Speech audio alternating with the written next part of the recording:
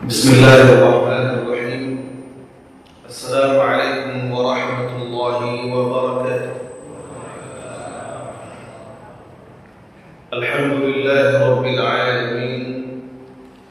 Wassalatu wassalamu ala nabiyil karimil amin, sayyidina wa nabiyyina Muhammadin wa ala alihi wa ashabihi ajma'in wa man sara ala nahjihi wa iktafa atharahu ila yaumiddin wa sallama tasliman katsira. Amma ba'du, faqala Allah subhanahu wa ta'ala: ya ayyuhalladzina amanu taqullaha haqqa tuqatih wa la tamutunna illa wa antum muslimun. Thumma amma ba'du. Para jamaah Masjid Baitur Rahim, Bapak Ibu yang saya muliakan dan saya sayangi, saya cintai semuanya karena Allah Subhanahu wa taala. Senantiasa kita mohon kepada Allah agar selalu diberikan ilmu yang bermanfaat, rezeki yang halal, dan diterima semua amal kebajikan. Kita mohon kepada Allah Subhanahu wa taala agar kita diberikan pemahaman yang lurus, kemudian semangat beribadah, dan di akhir usia kita ditutup dengan kalimat yang suci, mampu kita mengucapkan kalimat la ilaha illallah Muhammad Rasulullah sallallahu alaihi wasallam, wafat dalam bentuk husnul khatimah. Bapak Ibu sekalian, di penghujung tahun 2024 kita tentunya ingin menuntaskan kajian atau pembahasan tentang sahabat Dzun-Nurain Abu Amr Utsman bin Affan radhiyallahu anhu warḍahu. Namun begitu panjang kisah beliau ini radhiyallahu anhu, apatah lagi beliau menjabat menjadi khalifah lebih kurang 12 tahun. Berarti lebih 2 periode. Bayar. Sampai beliau nanti 6 tahun masa jabatannya di awal, masa jaya, masa begitu luasnya kekuasaan al-Islam, sampai beliau mengangkat kerabat dekatnya yang dahulunya sahabat Umar bin Khattab pun mengangkat sahabat Muawiyah bin Abi Sufyan radhiyallahu anhu menjadi seorang gubernur besar. Gubernur yang dia pimpin ialah di sebuah wilayah besar bernama Asy-Syam. Asy-Syam itu sekarang ada 4 negara. Pertama ialah Suriah yang lagi bergejolak. Alhamdulillah Allah tumbangkan rezim Al-Bashar itu yang berkuasa lebih kurang 52 tahun dengan kezaliman yang luar biasa. Suriah ibu kotanya Damaskus. Yang kedua ialah Filastin, ibu kotanya Al-Qudus. Yang ketiga ialah Al-Urdun, Yordania bahasa kita, ibu kotanya ialah Amman. Lalu yang keempat ialah satu negara juga dicaplok oleh orang Syiah, Ibn Hizbullah, yaitu negara Lebanon atau Lubnan, ibu kotanya Beirut.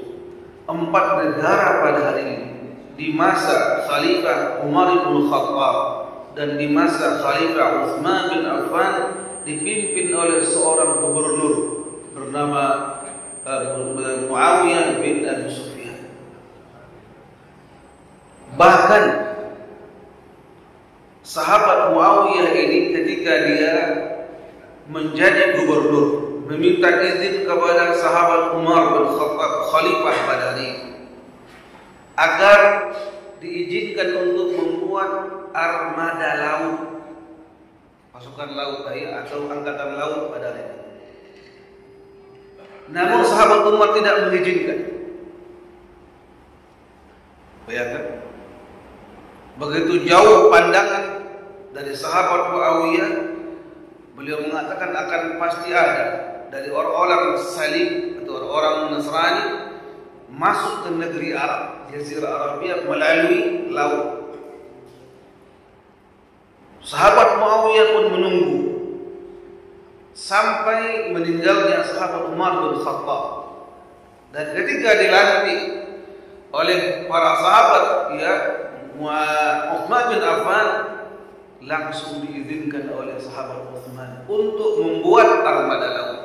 Sehingga jemaah yang Allah muliakan, 6 tahun awal khilafah Uthman bin Affan radhiyallahu anhu, para sahabat mampu menembus semenanjung Afrika bagian utara. Dari mulai Mesir, kemudian apa lagi? Mesir semakin arah ke barat. Nah, yang punya negara Muammar Gaddafi namanya Libya, ibu kotanya Tripoli, Tobruk kalau bahasa Arab. Dan terus sampai nanti daerah Maroko, Tunisia, ujung barat itu dikuasai di masa Khalifah Uthman bin Affan radhiyallahu anhu. Bahkan sahabat Muawiyah ingin menaklukkan kota Yunani, Siprus. Jadi kalau kita membaca sahabat Uthman ini luar biasa. Jangan hanya kita terbayang orangnya lemah lembut, dermawan, iya betul. Kurang tegas seperti Umar bin Khattab, enggak. Lihat jemaah, ketika memasuki masa jabatan beliau 6 tahun terakhir, lebih-lebih tahun ke-10, 11, 12, mulailah orang-orang yang tidak senang dengan Islam, pembenci Islam, ingin merongrong. Dituduhlah dengan istilah KKN. Mereka mengatakan sahabat Uthman, sang khalifah hanya memilih kerabatnya saja. Bahkan di ujung kisahnya nanti, ini yang saya inginkan tadi ialah pertemuan kita diakhiri dari hari ini. Namun ada satu pertemuan lagi, Pak. Mohon maaf. Apa karya Uthman? Apa yang telah dia perbuat selama 12 tahun? Pak, insya Allah kita akan ketemu setahun lagi, insya Allah. Betul? Januari pekan kedua, insya Allah. Mari kita baca sebagian hadis-hadis Rasulullah Sallallahu Alaihi Wasallam yang menjelaskan tentang keutamaan sahabat Uthman bin Affan. Telah kita baca satu hadis yang sangat besar, yaitu apa? Sahabat Uthman bin Affan yang Nabi katakan sesungguhnya malaikat malu dengan sahabat Uthman. Lalu bagaimana saya tidak malu kepada Uthman bin Affan radhiyallahu anhu? Yang kedua hadis ketika Rasulullah di rumahnya, bertepatan beliau di rumahnya Aisyah radhiyallahu anha warḍaha. Diketuk pintu oleh sahabat Abu Bakar Siddiq. Nabi izinkan, sedangkan Nabi dalam kondisi bukan duduk sempurna, apa Pak kalau bahasa kita? Bertelekan, bersandar, tidak duduk sempurna. Lalu beliau menjulurkan kaki, ya sah-sah saja di rumah sendiri, bahkan bersama istri. Dan pakaian atau sarung beliau itu tersingkap sampai ke dengkul. Ketika masuk sahabat Abu Bakar radhiyallahu anhu, Nabi tidak merubah posisinya dan tidak menutup dengkulnya. Lalu izin keluar, Nabi izin. Berapa saat setelahnya datang sahabat Umar bin Khattab, mengetuk pintu, minta izin, Nabi izinkan dan masuk. Posisi Nabi dan pakaian dengkulnya tidak ditutup. Namun ketika yang masuk sahabat Uthman bin Affan radhiyallahu anhu warḍahu, beliau meluruskan duduknya dan menutup dengkulnya. Peristiwa ini siapa yang paling kaget? Orang yang di samping beliau, Ummul Mukminin Aisyah bertanya, "Ya Rasulullah, masuk bapak, lalu masuk juga Umar bin Khattab. Engkau tidak mengubah posisi dudukmu dan tidak menutup dengkulmu. Tapi ketika masuk sahabat Utsman bin Affan, sekonyong-konyong engkau langsung meluruskan dudukmu dan apa? Dan menutup dengkulnya." Lalu beliau pun bersabda, "Inna Utsman hayyun sittir tastahi minhu al-malaikah." Sesungguhnya sahabatku Utsman bin Affan orang yang sangat pemalu dan orang yang selalu menutup auratnya, tidak pernah tersingkap di depan yang bukan mahram. Ini coba kita perhatikan juga. Mungkin sepele barangkali, mohon maaf. Di rumah kita keluar sejenak untuk bersih-bersih atau cuci motor barangkali, atau membersihkan pekarangan tanaman kita di luar rumah, dan ada yang melihat, tolong diubah. Contoh, kita menggunakan pakaian atau celana pas sedengkul. Tahu dengkul, Pak? Lutut ya. Ketika posisinya berdiri tidak apa-apa, tapi ketika dia naik motor lebih keangkat atau dia tiup angin, apa yang terjadi? Atau menggunakan, mohon maaf, kaos yang nampak ketiak, namanya singlet, itu bahasa orang dulu. Kiranya kita seorang tokoh, apalagi mohon maaf seorang imam atau muadzin, barangkali tidak berlebihan yang sudah berhaji, bagi Pak Haji, kita keluar tidak lepas peci putih. Ya, bukan hanya haji, bukan hanya orang yang pengurus DKM, tapi tidak layak. Lebih lagi ketika kita pakaian tersebut mengangkat tangan, kelihatan rambut lebatnya. Subhanallah. Nah, mari kita sebutkan. Nah, di penghujung hadis tadi mengatakan wa tastahi minhul malaikah. Para malaikat malu kepada Utsman bin Affan radhiyallahu anhu. Tidak ada mungkin kita akan belajar sirah sejarah manusia-manusia mulia ini dalam waktu singkat. Jadikanlah kajian ini, kuliah ini sebagai kunci. Pulang kita ke rumah, baca sejarah. Saya kira hari ini referensi itu banyak. Ya, atau yang beli buku terjemahan banyak. Tinggal semangat untuk membaca, ikuti, telusuri hari demi hari hidup bersama Utsman bin Affan radhiyallahu anhu. Lalu lihatlah bagaimana kehidupan beliau di masa jahiliyah, kemudian Fatrah Makkiyah di masa Nabi masih di kota Mekah. Lalu siapa orang yang pertama diajak oleh sahabat Abu Bakar Siddiq masuk Islam? Itulah Utsman bin Affan radhiyallahu anhu. Lalu siapa yang Nabi pilih menjadi menantunya dengan dua putri Rasulullah sallallahu alaihi wasallam? Yang pertama ialah Rasul memanggil Utsman agar menikahi putrinya bernama Ruqayyah, bertahan lebih kurang 6 atau 6,5 tahun. Ketika peperangan Badar terjadi dan sahabat Utsman tidak ikut perang Badar, bukan celaan kepada beliau, namun ketika hendak peperangan Badar tersebut, sahabat Utsman telah bersiap-siap, bahkan berkemas-kemas, dan dia bawa peralatan untuk berperang dan kudanya. Namun Rasulullah mengatakan, wahai Utsman, ingat istrimu merupakan putriku lagi sakit. Tunggu. Sehabis peperangan Badar, kemenangan diraih oleh kaum muslimin, begitu gembiranya orang-orang di kota Madinah.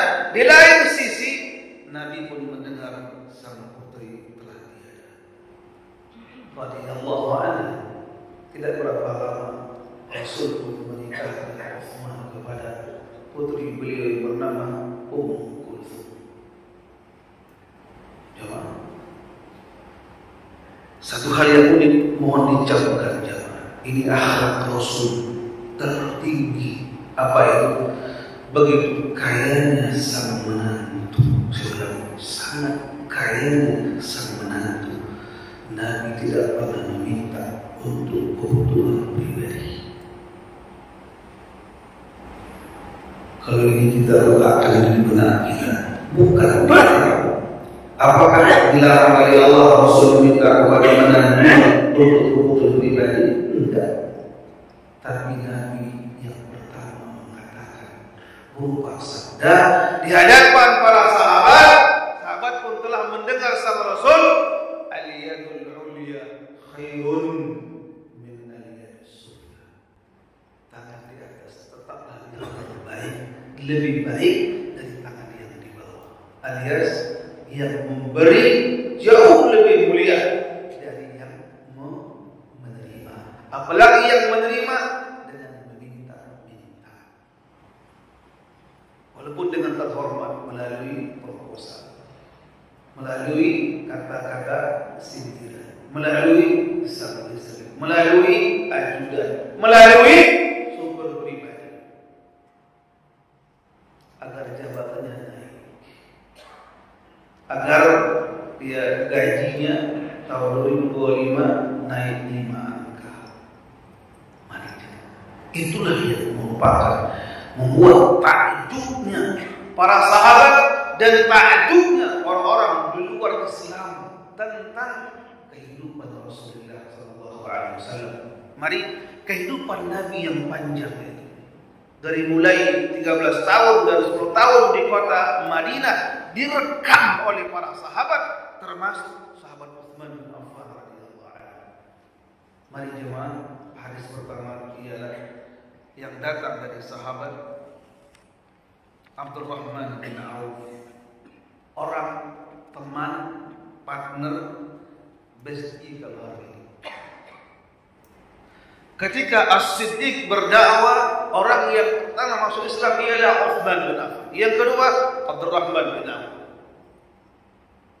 23 tahun mereka ini menemani sang Rasul berjihad, susah payah, berhijrah, berjuang di kota Makkah dan Madinah.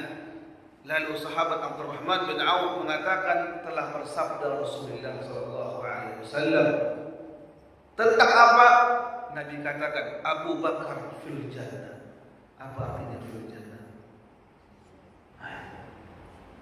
Yang kedua Umar fil jannah. Yang ketiga Utsman fil jannah. Yang keempat Ali fil jannah. Yang kelima Talhah bin Ubaidillah fil jannah. Yang keenam Az-Zubair bin Awam fil jannah.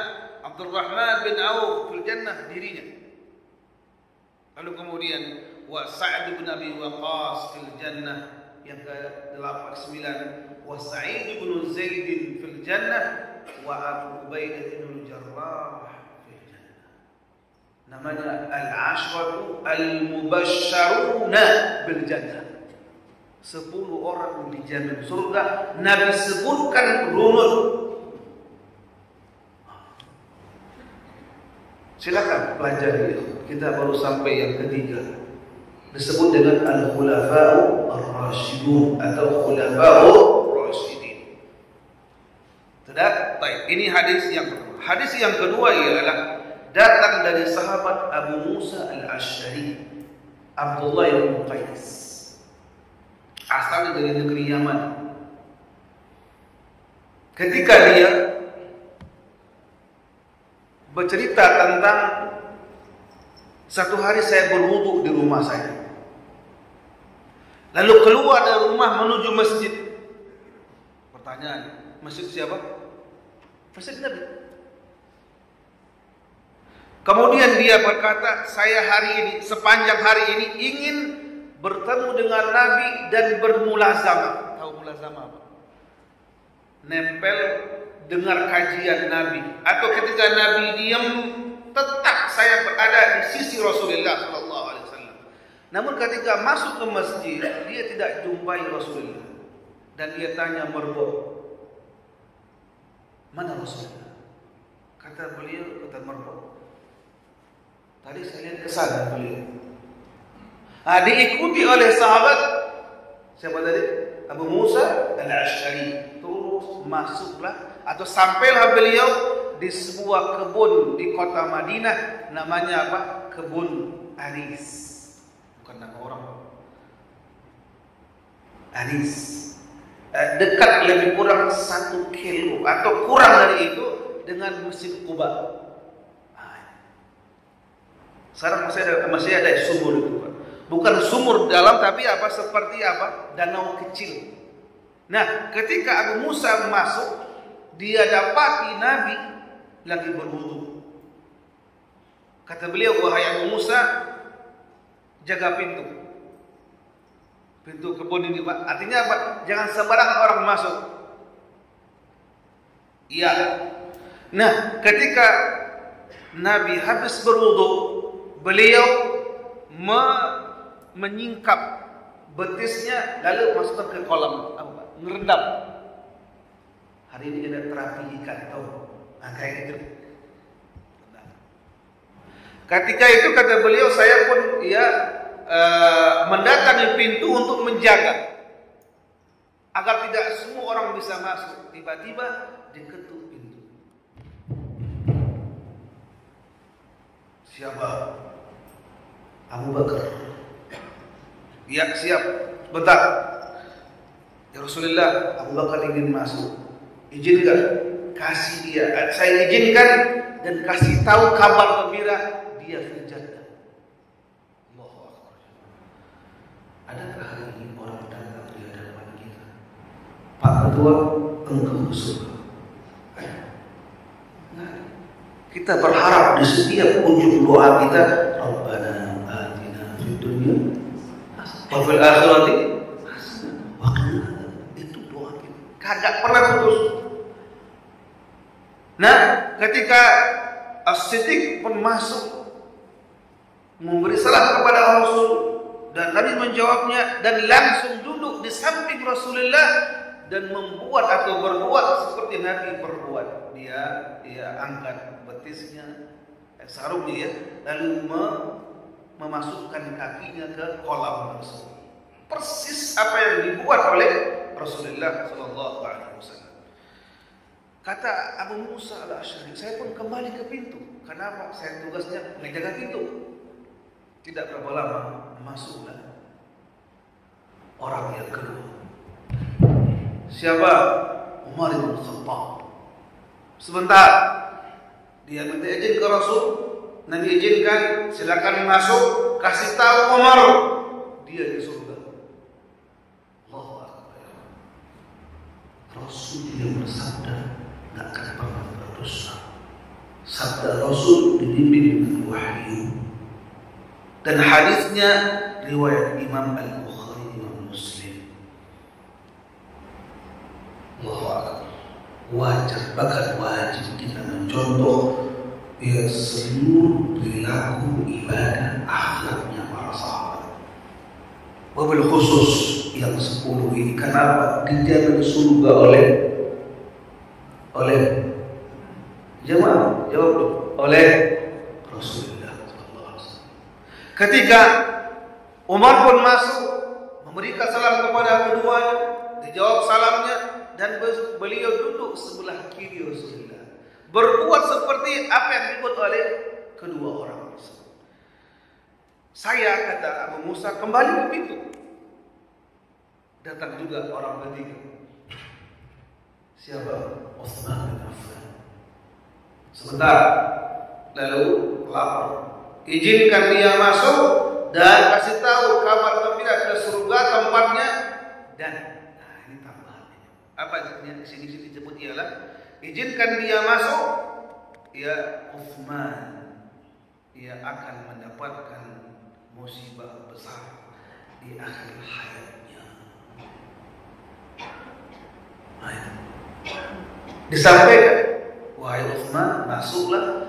Rasul kasih kabar kepada engkau dijamin surga, dan di akhir hayatmu ditimpa musibah besar. Kalimat inilah yang akan kita bahas nanti di pertemuan terakhir di tahun akan datang. Ya, selama lebih kurang 1 bulan atau 3 pekan, wallahu a'lam, orang-orang Khawarij, orang-orang terorisme mengebom rumah Utsman bin Affan yang tidak diizinkan untuk keluar rumah. Lalu para sahabat ingin membela Utsman. Tidak, jangan, saya khawatir darah kaum muslimin tertumpah di kota Madinah. Yang pada akhirnya beliau cuma di hari Kamis atau hari Senin, atau dia dalam kondisi sahur sunnah di penghujung maghrib dalam kondisi sahur. Tadi malam dia bermimpi dengan sama Rasulullah, Utsman, besok engkau berbuka bersamaku di surga. Pas menjelang maghrib, masuklah 3 orang memenggal kepalanya. Di depannya ada Mus'ab, di sampingnya ada istrinya Nailah, menahan dengan tangan kirinya. 4 jari putus. Khalifah. Kiranya mungkin nggak mungkin sekarang ini pertemuan terakhir. Semoga Allah berikan panjang usia. Amin ya rabbal alamin. Jemaah, dari 2 hadis ini menunjukkan bahwasanya sahabat pilihan. Pertama, 10 yang dijamin surga. Yang kedua ialah khususnya 3 orang. Dan hadis yang ketiga, barakallahu fikum jami'an, ialah ini disaksikan oleh para sahabat yang lain. Ketika Nabi menaiki Bukit Uhud, lalu bergetar itu gunung yang tiba-tiba Nabi katakan sambil menghentakkan kakinya, wahai gunung Uhud, diam. Nah, ini seorang Nabi, mukjizat. Kalau kita ketika gempa diam, kaki kita yang patah. Ya, Nabi kata, wahai Uhud, uskut, diam wahai, atau diam wahai Uhud. Di atasmu ada seorang Nabi, lalu Siddiq, dan 2 orang syahid. 4 orang, Rasulullah, Abu Bakar, Umar, dan Utsman. Sudah. Di hadis yang lain yang keempat, jemaah yang Allah muliakan, ketika Umar bin Khattab menjadi khalifah, hampir dalam banyak tempat atau waktu para sahabat bicara, kiranya siapa nanti akan menggantikan Umar setelah meninggal dunia. Berbisiklah para sahabat senior yang lahir Utsman bin Affan. Bahkan ketika sahabat Umar bin Khattab menjadi khalifah, ada 2 orang menjadi mustasyar, penasehat inti, dan hampir tidak berpisah dengan 2 orang. Siapa? Ketika Umar menjadi khalifah, ada 2 orang. Yang pertama ialah Ali bin Abi Thalib, yang terkenal dengan kealimannya dan kesalehannya, bahkan kedalaman ilmunya. Yang kedua ialah Utsman bin Affan. Dan nanti ada proses pemilihan khalifah, jemaah. Saya mohon maaf, mungkin pertemuan yang terakhir nanti insyaallah. Kemudian jemaah yang Allah muliakan, kita ambil pembahasan yang lain ialah yaitu wasiat Nabi kepada Utsman bin Affan radhiyallahu anhu ketika hendak meninggal dunia. Dan ini beliau ajak Utsman berdialog atau berbisik 4 mata. Nabi katakan, ya Utsman, inna Allah subhanahu wa ta'ala asa an yulbisaka qamisan, fa in aradaka al-munafiquna ala khal'ihi fala takhla'hu hatta talqani. Wahai sahabat Utsman, wahai menantu Utsman radhiyallahu anhu, ya semoga Allah yang akan memberikan jabatanmu nanti. Dia nazilah khabarkan dia. Apa jabatan itu? Menjadi khalifah pengganti Umar bin Khattab, dan beliau menjabat lebih kurang 12 tahun. Ketika Allah menjabat atau mengangkatmu sebagai pemimpin kaum muslimin, jangan tanggalkan jubah. Kenapa? Makna jubah ialah jabatan. Saat nanti orang-orang munafikin akan berusaha menanggalkan atau ingin melengsarkan engkau dari jabatan khalifah, jangan tanggalkan sampai engkau bertemu denganku. Inilah yang dipegang oleh sahabat Utsman bin Affan. Di demo, dia didesak, tidak diberikan air tawar dari sumur yang dulu dia beli. Bahkan beliau mengatakan, wahai para pemberontak, izinkan saya sholat 2 rakaat di Masjid Rasul yang dulu saya beli tanah untuk perluasan. Enggak segitunya orang-orang Khawarij. Dan merasa bosanlah para penghubung rumahnya. Akhirnya 3 orang masuk di atas. Yang hebatnya jemaah, anak muda yang pertama ini yang kasar. Utsman di usia 83 tahun. Anak muda ini langsung dia pegang jenggot. Dia tarik. Utsman lagi saum dan di hadapannya Quran dia baca. Dia tarik. Lengser ente. Itu bahasa kita. Turun dari jabatan. Hanya memandang. Memang ada khilaf riwayatnya. Ternyata anak muda itu dia, astagfirullah, semua jangan berdosa. Saya hanya membacakan riwayat. Anaknya Abu Bakar Siddiq radhiyallahu anhu, dia terprovokasi, dia diajak dan dibujuk oleh para teroris. Kata beliau, wahai budak, dulu bapak memuliakan jenggot ini. Dilepasin dan dia kabur, Pak. Gemetar dia ketika mendengar dulu bapak, wahai budak, teman dekat saya, dan memuliakan jenggot yang putih. Keluar dari rumah dia kabur. Tapi yang 2 lagi lepas kepala menggelinding. Sang khalifah. Jadi kalau hari ini banyak orang-orang yang nanti ikhwan, peristiwa Utsman ini mirip dengan peristiwa Ali bin Abi Thalib di kota Kufah, juga ditusuk, dihentak dari atap, ya, bagian bahu kanan. Umar bin Khattab di mimbar jamaah salat subuh. Sudah luar biasa. Jadi tidak mustahil ya, kayak peristiwa PKI gitu. Begitu sadisnya mereka. Hilanglah peri kemanusiaan, bahkan hilanglah peri kebinatangan. Yang ada ialah peri kesyaitanan. Dan kita mohon kepada Allah dari hati yang keras, hati yang membantu.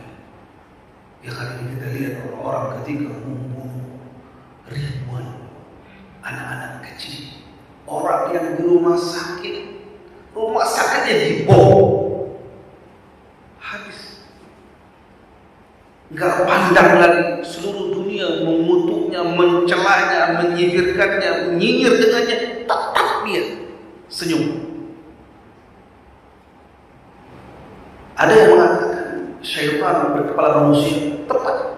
Siapa orang? Kalau bukan itu si Yahudi. Allah tampakkan di hadapan kita, ya Allah, orang-orang yang berhati iblis, bentuknya manusia. Sebagaimana Nabi kita mendapatkan seorang tokoh besar di kota Mekah, si Abu. Lalu di kota Madinah, tokoh-tokoh Yahudi yang setiap malam ingin membunuh Rasulullah, setiap malam.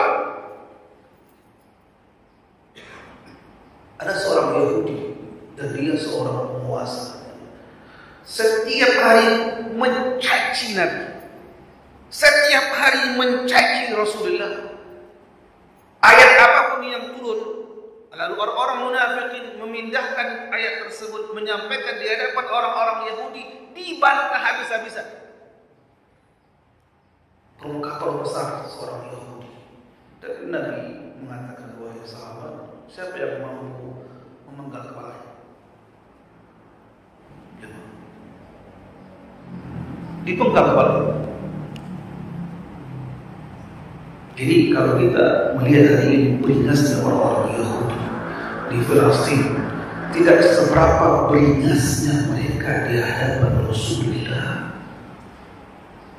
Dahulu Bani Israel ketika selamat dari Fir'aun, hidup bersama Nabi Musa, Nabi Harun. Ketika sampai di pantainya Palestina, disuruh masuk ke Al-Aqsa dengan tawadhu, mengucapkan istighfar, mohon kepada Allah dari dosa-dosa kalian ketika di Mesir, dan bersyukurlah kepada Allah kalian diselamatkan oleh Allah Subhanahu wa taala dari perbudakan Firaun di kota Mesir berpuluh-puluh tahun. Apa yang terjadi? Masuk dengan cara membelakang, patah duluan. Ketika masuk tidak mengucapkan astagfirullah, tapi mana makan nasi dulu apa itu Bani Israel yang hidup di hadapan mereka orang Nabi. Lihat kisah sapi betina. Mereka yang bertikai dua kelompok, ada mayat di depan rumah mereka, berselisih, hampir berantem, saling menuduh siapa pembunuhnya. Mereka mengatakan jangan berantem. Kenapa? Di tengah-tengah ada seorang Nabi dan Rasul, Nabi Musa, yang kita datangi, didapat, minta pencerahan. Nabi Musa mengatakan sebentar. Nabi Musa bermunajat kepada Allah, minta petunjuk, datang wahyu. Allah firmankan dalam surah Al-Baqarah, ya, apa kata Nabi? Apa kata Allah dalam surah Al-Baqarah? Innallaha ya'murukum an tadhbahu baqarah. Sesungguhnya Allah menyuruh kalian untuk menyembelih sapi betina. Apa reaksi tokoh-tokoh Yahudi Bani Israel yang datang ke Nabi Musa minta pencerahan? Qalu atattakhiduna huzwa. Canda lu. Engkau mengejek Allah kami. Walaupun bukan dengan kalimat goblok, bukan. Lalu qala a'udzu billahi an akuna minal jahilin. Ini jawaban Nabi Musa. Saya berdoa kepada Allah, jangan menjadi orang-orang yang bodoh. Jawab. Seandainya orang-orang Bani Israel, pembesarnya ini, mendengar awal kali sapi betina sembelih, habis, selesai perkara. Mulailah tampak karakter dasarnya orang-orang Bani Israel umumnya, Yahudi khususnya. Apa? 3 kata untuk mereka: sangat rela, sangat bawel, sangat ngeyel. Itu seandainya terima, iya, cari sapi betina sembelih udah. Ini enggak tanya warnanya apa, usianya berapa, udah pernah enggak dijadikan yang banyak sawah atau segala macam, sehingga memperhatikan mereka. Ini semua jemaah Allah paparkan dalam surah Al-Baqarah tentang Bani Israel. Ayat 69, ayat 63, Allah mengangkat bukit Turu Saina yang beratnya jutaan ton di hadapan Bani Israel. Yang ada Nabi Musa alaihissalam, Allah angkat bukit, bukan Musa. Sumpah jabatan bukan. gunung Turu Saina jutaan ton diangkat dari Allah. Allah katakan, wahai Bani Israil, terimalah Taurat dan amalkan. Iya, kata mereka. Pagi mengatakan na'am, sorenya enggak jauh. 30 ayat ke depannya 93 kita akan jumpa ayat yang berbunyi qalu sami'na. Jemaah, qalu sami'na. Coba qal Al-Baqarah 93 qalu sami'na. Mana yang benar? Ya, qalu sami'na wa asayna. Kami dengar wahai Nabi Musa, tapi kami durhakai. Bandingkan dengan Allah firmankan di surah yang sama penghujung Al-Baqarah tentang orang-orang yang mengikuti Rasulullah pada hari ini, para sahabat. Allah katakan di penghujung Al-Baqarah, qalu sami'na. Jauh beda, jauh antara langit dan jurang. Qalu sami'na wa ata'na. Mari jemaah, para sahabat yang kita kaji ini, saya ulang terus ini Pak. Ya, bukan hanya kita mengaji, mendengar, lalu menimbulkan decak kagum. Hebat. Bukan itu. Tapi apa? Ayo kita ikuti.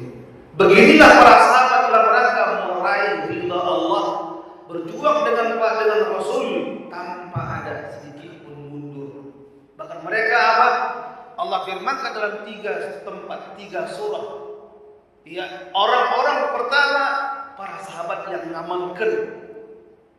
Yang pertama Allah firmankan dia dalam surah Al-Baqarah, fastabiqul jemaah, fastabiqul khairat. Perintah Allah, kalian kata Allah berlomba-lomba dalam berbuat kebaikan. Ketika itu turun ayat jemaah Al-Baqarah, berarti di kota Madinah. Naam, siapa orang pertama berlomba-lomba? Para sahabat. Yang kedua surah Al-Baqarah, ya wasari'u ila maghfiratin min rabbikum wa jannatin 'arduha as-samawati wal ardh u'iddat lil muttaqin. Wasari'u, dan bersegeralah kalian menggapai ampunan Allah dan surga. Siapa orang pertama yang mengamalkan ayat ini? Yang ketiga dalam surah Al-Mutaffifin, wa fi dzalika falyatanafasil. Saya ulangi, wa fi dzalika falyatanafasil mutanafisun. Dalam meraih surga Allah, ampunan Allah, keridhaan Allah, berlomba-lombalah kalian wahai orang-orang mukminin. Mari jemaah di penghujung tahun ini 2024 kita tilik, kita lihat, kita kenal perbuatan-perbuatan kita, dan kita balil insan wa ala nafsi basirah. Kata Allah, setiap manusia lebih tahu tentang dirinya. Lihatlah kemampuan kita, sedekah kita, ya tahajud kita, saum sunnah kita, sholat maghrib. Apakah di waktu 5 waktu? Apakah di masjid? Belum. Qad qamatis shalah. Tetapkah kita di saf yang pertama? Masihkah mempertahankan qabliyah ba'diyah? Masihkah kita tinggalkan witir dan qabliyah fajr? Masihkah kita berleha-leha dengan harta yang banyak, yang semena-mena dengan pangkat yang tinggi, derajat yang melambung, status sosial yang sampai ke langit ketujuh? Kan kita muhasabatul nafs. Dan tepatlah yang Allah firmankan dalam surah Al-Hasyr ayat 18, ketika Allah firmankan, ya ayyuhalladzina amanu taqullaha wal tanzur nafsun ma qaddamat lighadin wattaqullaha innallaha khabirun bima ta'malun. Mohon diperiksa di rumah nanti Al-Hasyr ayat 18, satu-satunya ayat yang diawali dengan ya ayyuhalladzina amanu. Dalam ayat yang satu ini jemaah, Allah ulang dua kalimat ittaqullah. Cari kan? Awal ayat ya ayyuhalladzina amanu, lalu ittaqullah. Kalimat ittaqullah dua kali di ayat yang sama. Lalu Allah katakan hendaklah setiap jiwa memperhatikan apa yang telah dia perbuat dari semua amal. Kenapa? Dia akan dapatkan hasilnya di hari esok. Apa artinya hari esok? Hari kiamat. Mari jemaah Allah muliakan, di penghujung pembahasan kita pada hari ini ialah pembahasan tidak kalah pentingnya, yaitu tadi janji Rasulullah kepada Utsman bin Affan ketika engkau nanti menjabat jabatan memimpin kaum muslimin, jangan tanggalkan. Di saat orang munafik, terorisme atau khawarij tadi ingin melengsarkan engkau sampai engkau bertemu dengan berarti apa? Utsman bin Affan radhiyallahu anhu mempertahankan sabda Rasul, dan beliau pun meninggal dunia dengan cara sadis dan tragis, dipenggal kepalanya di usia 82 sekitar itu ya, dan di usia tua itulah beliau pun meninggal dunia untuk selama-lamanya. Baik, dua poin lagi. Yang pertama lagi ialah bagaimana kehidupan beliau di masa khilafah Abu Bakar, merupakan orang yang terbaik nomor 2 setelah Umar bin Khattab. Bahkan Umar bin Khattab nanti ikhwan bercerita, ketika beliau mendapatkan satu masalah besar dalam agama, beliau panggil Ali, Utsman dan yang lain-lain untuk menyelesaikan masalah berat. Nah, di masa Khalifah As-Siddiq, Utsman menjadi orang yang selalu mendampingi kakaknya, seniornya, yang ngajarkan dia masuk Islam siapa?